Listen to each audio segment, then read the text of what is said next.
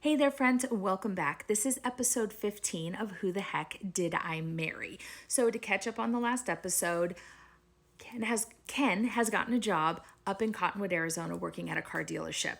It is for pretty good money. We are getting closer to wedding date. It is July. We are looking for a place to live, and we do find ourselves a home. It is a brand new build that is a spec home that we can move in 30 days as long as we can get the financing. I was able solo to get financing for this house in Cottonwood, which we will now call the Cottonwood house, all by myself. Now, it was a messed up loan. An 80/20, I didn't really know what I was doing or what I was agreeing to. But no matter what I agreed to, I thought Ken and I were going to have the money and it was going to be fine. And we were just going to make the payments. Obviously, little did I know where future would go. But for the time being, I thought it was a band-aid to our financing issues with this house and that Ken and I would fix it as soon as he could straighten out the credit concerns that he had. So we got the loan approved. My 80/20 loan was approved. I was able to take the equity that I had from the home with my brother, put that on the 80%, and then, or maybe I even split it between the two. Nonetheless, we have two mortgages. I signed. The house is solely in my name. We are not married yet. I have a loan on the house. So it was mid-July that we got everything completed, all the paperwork done. We were handed over the keys and we get to move into our new house. So slowly we start bringing things up from the Phoenix Valley, settling into our house.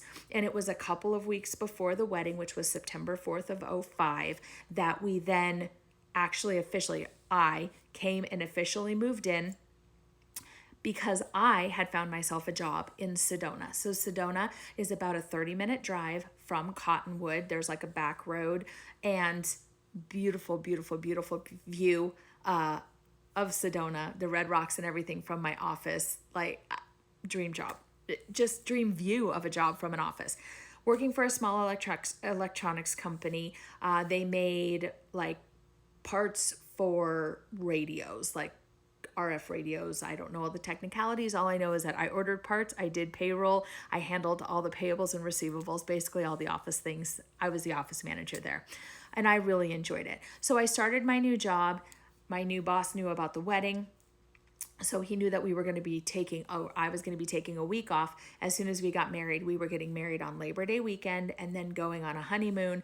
We went to Sandals in Jamaica for a week. So we are up in Cottonwood. We are living together and getting ready for this big wedding that's coming up. Favors, all the things. The wedding went as good as weddings can go in my opinion.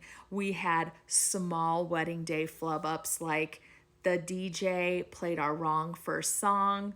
Okay, whatever, it was still a romantic song. Yes, we had karaoke at our reception. I know everybody wants to know, but the karaoke host, who in a way introduced us and got us to go on our first date, even though that wasn't what he was trying to do.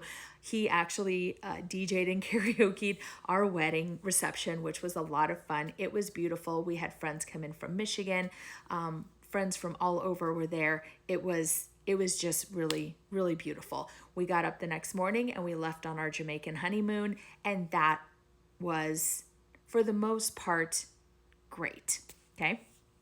So we come home from our honeymoon, we go back, obviously, to Cottonwood and start settling into our life, our married life, being man and wife life.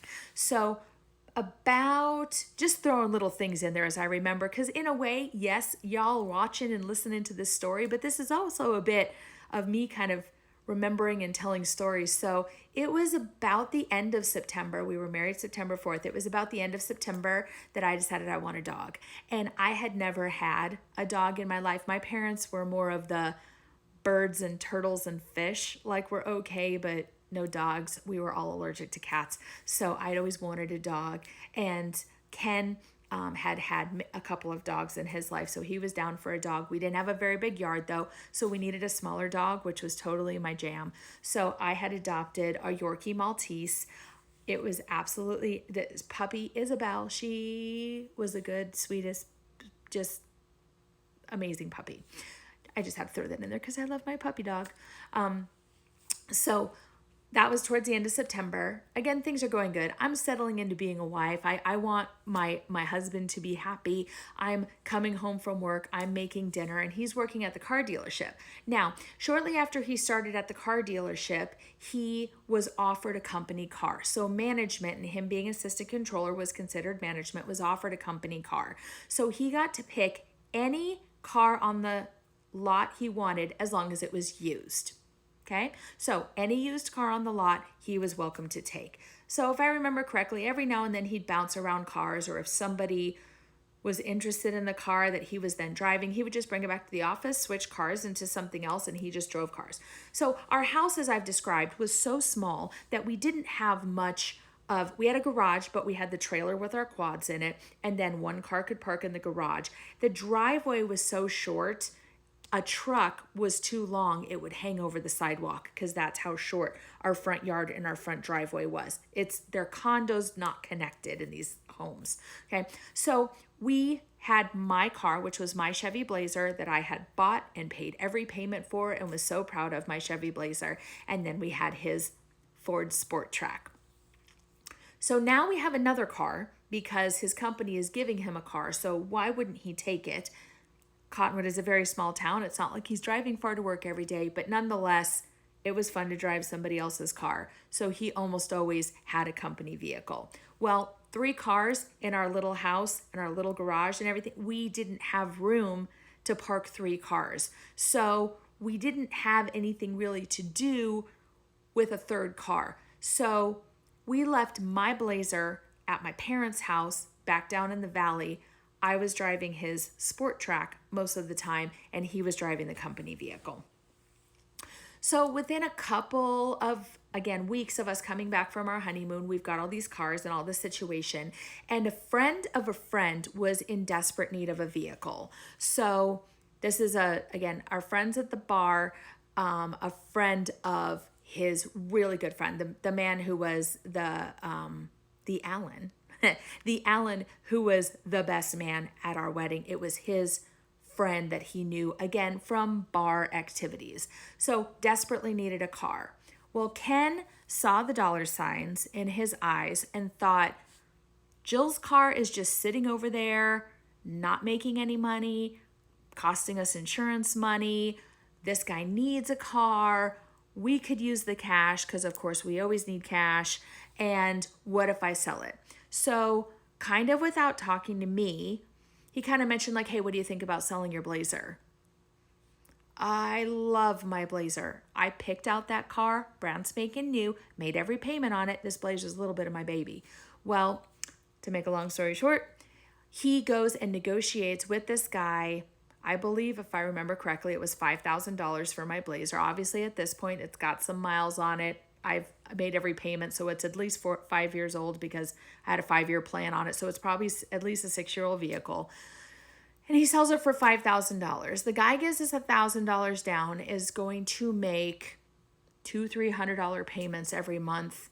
And again, to make a long story short, it's just something else that just sticks in my head about being so sad because I love this vehicle so much. It's just a car. But I had to go several times with him to collect the payment from these people when they were finally ready to pay us something. My truck had been in an accident.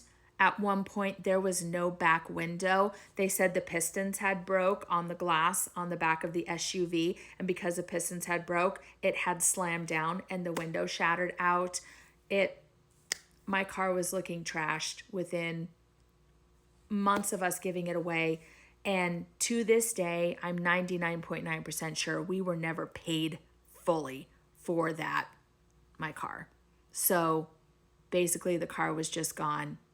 I honestly wish to this day it was sitting in my parents' backyard, but it would be very old by now. But I love that Blazer, and I had to watch it basically be treated like crap and never fully get paid for it. We never really got the benefits of selling that car that we should have. So that was a big mistake, though, to get rid of the car because we were going to need it really soon. And I will tell you why in the next episode.